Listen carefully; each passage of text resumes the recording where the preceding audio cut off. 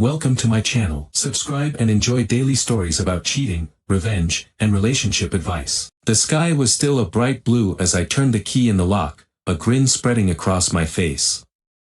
I was looking forward to the surprise, a little pre-birthday party for Rachel that I'd planned. I had taken the afternoon off work to set everything up, hoping to create a memorable day for her. The door swung open, and I was immediately hit with the sound of music thumping from inside. I had expected to walk into a quiet, romantic setting, but instead, the bass of an upbeat dance track vibrated through the floorboards. I paused, puzzled, and took a deep breath to calm the sudden spike of nerves. As I pushed the door open wider, I saw that the living room was bathed in a warm glow from fairy lights strung up across the room. The sight that met me was nothing short of surreal. Rachel, my Rachel, was dancing almost naked in the middle of the room, her body moving rhythmically to the music. She wore only a sheer robe that barely covered her, and in her arms was a man I didn't recognize. Around them, a group of friends cheered and clapped, completely oblivious to my presence. My heart pounded painfully against my chest. I stood frozen, the bouquet of lilies and box of chocolates feeling like dead weight in my hands. The joy I had anticipated evaporated, replaced by a numbing disbelief. Rachel's laughter was cut short when she noticed me. Her face turned pale, and she stumbled away from the man, her eyes widening in shock. "Jason," she cried out, her voice a mixture of panic and guilt. She took a hesitant step towards me, but the look on my face must have stopped her in her tracks. "Jason, she began, but the words faltered, caught in her throat. The room's lively chatter had turned to hushed whispers as the realization of my presence sunk in. I felt a surge of anger so intense that it was almost physical. My mind raced through a tumult of emotions, and I clenched my jaw to keep from shouting. "I didn't expect to find this," I said coldly, my voice barely above a whisper. "I thought I was coming home to celebrate." Rachel's eyes filled with tears. "Please, let me explain. This isn't what it looks like." "Save it," I cut her off, my voice sharp and tinged with hurt. "I don't want to hear your excuses right now." I turned on my heel, the bouquet and chocolates slipping from my grasp as I walked out the door. The cool evening air hit my face as I stumbled to my car, my hands shaking. I wanted to scream, to lash out, but instead, I found myself driving aimlessly, the streets blurring past as I tried to make sense of what I had just witnessed. As I pulled over to the side of the road, my phone buzzed with a call from Rachel. I ignored it, my mind a whirlwind of pain and betrayal. It wasn't just the sight of her with another man that hurt, it was the realization that the life I had thought was secure and happy was, in reality, built on a foundation of lies. In that moment, I knew I had to figure out what to do next. I couldn't just let this go. The image of Rachel in that compromising position haunted me as I made my way to Mark Sullivan's office, desperate for answers and a way to confront the painful reality I had stumbled upon. The dim light of Mark Sullivan's office was a stark contrast to the vivid turmoil I felt inside. I had barely managed to hold myself together as I recounted the events of that fateful night. Mark sat across from me, his expression a mix of sympathy and professional curiosity. "So, let me get this straight," Mark said, tapping his pen against his notebook. "You walked in on your wife, Rachel, almost naked, dancing with another man, and you want to take action?" "Yes," I replied, my voice cold. "I'm done with just sitting around. I want her to feel the pain I'm feeling right now." Mark nodded thoughtfully. "All right, we can do that. But before we dive into revenge, let's take stock of what we have. Any evidence or leads on this guy she was with? Any indication that this isn't a one-time thing?" I pulled out my phone and showed him the photos I'd taken, grainy, but clear enough to make out the scene. I didn't think to take much else. I was too shocked. Mark examined the images and then leaned back in his chair. "We can work with this. But if we're going to go public, we need solid evidence. Something that proves this isn't an isolated incident and shows a pattern of behavior." Over the next few days, Mark and I worked tirelessly. We tracked down the man from the party, identified as Daniel Harcourt, and discovered that he had a history of similar affairs. We gathered messages and photographs that Rachel had exchanged with him, as well as with other individuals. It wasn't just about the affair anymore, it was about making sure everyone knew the full extent of her infidelity. Finally, the day of the charity gala arrived. It was a high-profile event, a chance to make a statement. Mark and I had arranged for the incriminating evidence to be displayed during a key moment of the evening. I felt a mix of dread and anticipation as I prepared to confront Rachel and the guests. At the gala, the opulent surroundings felt almost surreal. The grand ballroom was adorned with glittering decorations, and guests mingled with glasses of champagne in hand. I watched from a corner, my stomach a knot of anxiety and excitement.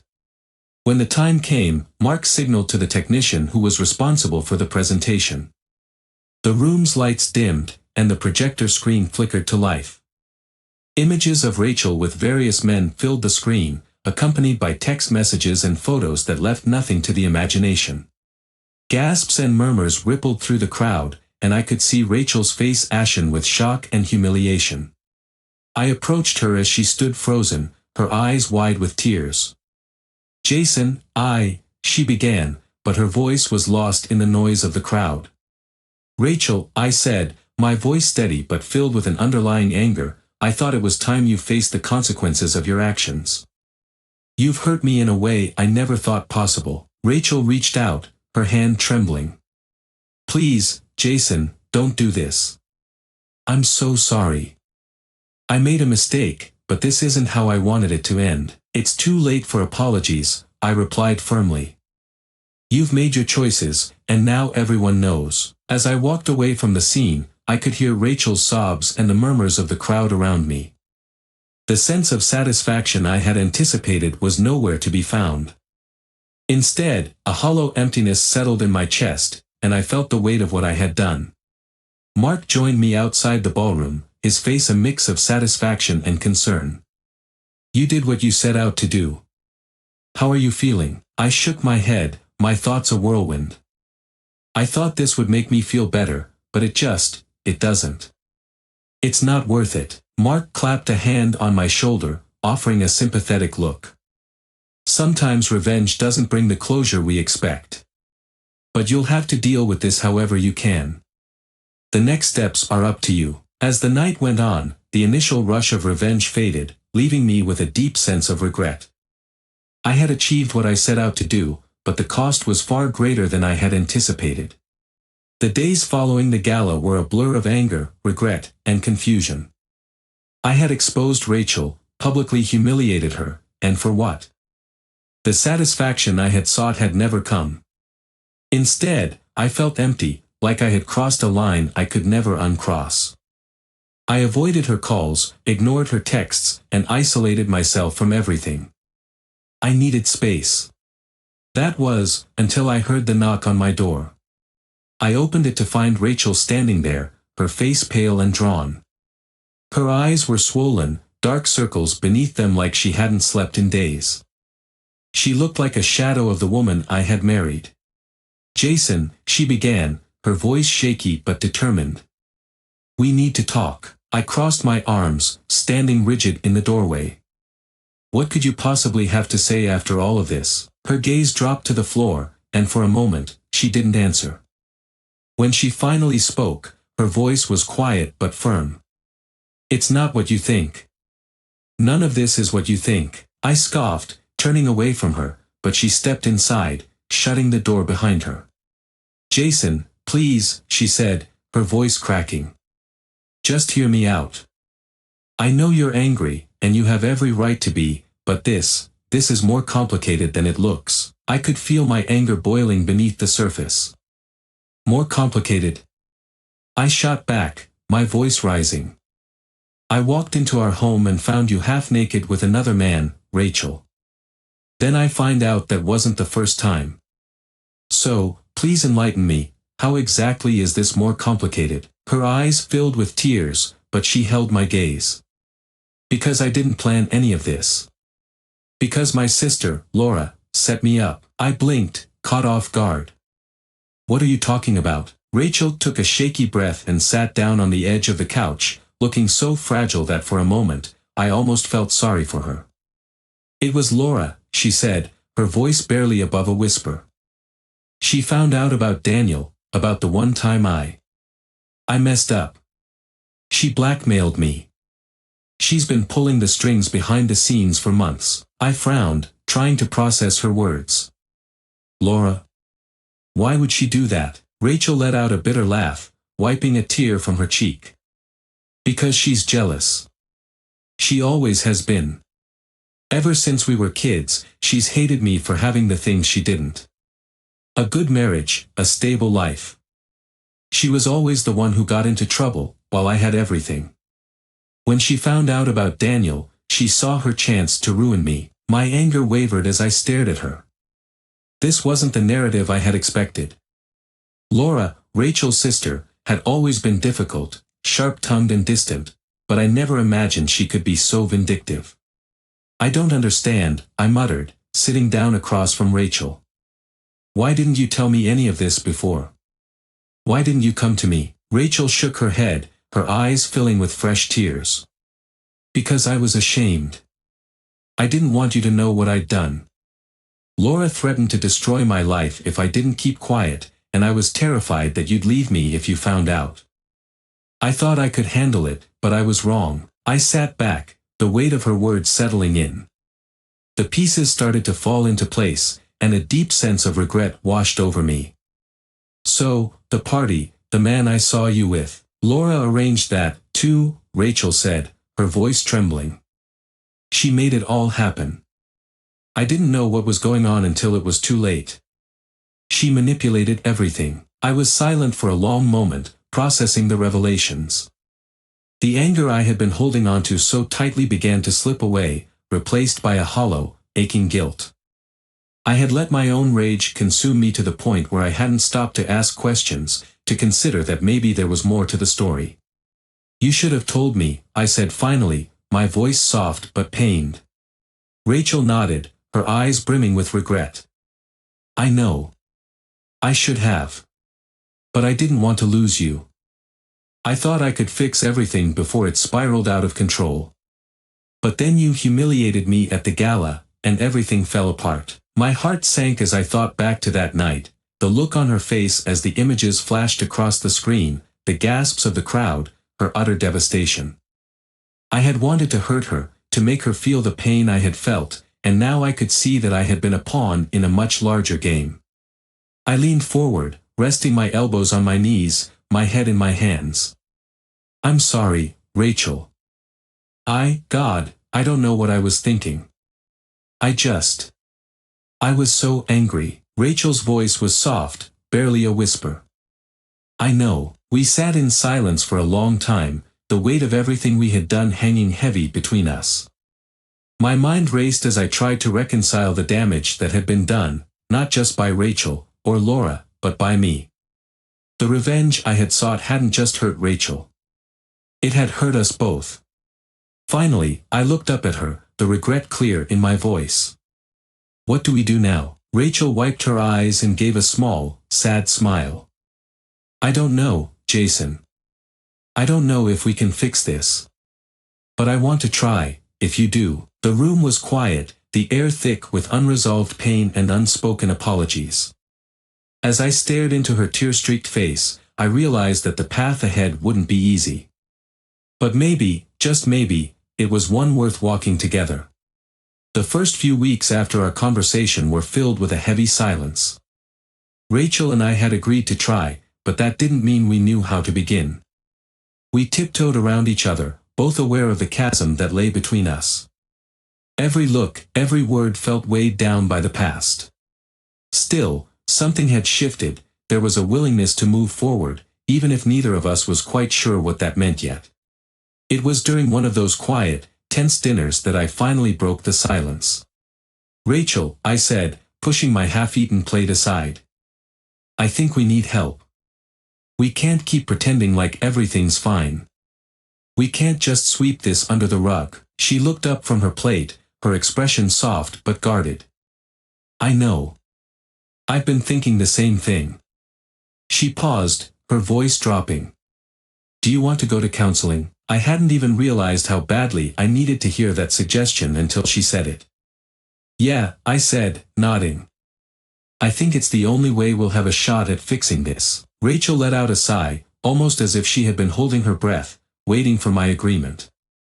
Okay. I'll make an appointment. The first session felt like an interrogation. We sat across from each other in stiff chairs, the therapist, Martha, a soft-spoken woman in her 50s, guiding us through awkward introductions and ground rules. Let's start with something simple, Martha said, glancing between us. Why are you here? I looked at Rachel, hoping she would speak first. She took a deep breath, her hands ringing nervously in her lap.